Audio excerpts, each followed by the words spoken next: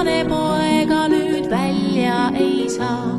Nad istuvad laudas, mis teha on neil, sest paljajalu käia on luume peal halb, sest paljajalu käia on luume peal.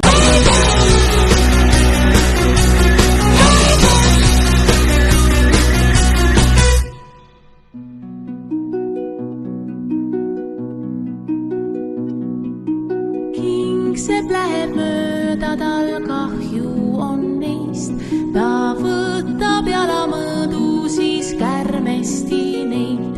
Ta õmbleb neil saapad ja kätte toob pea. Nüüd saab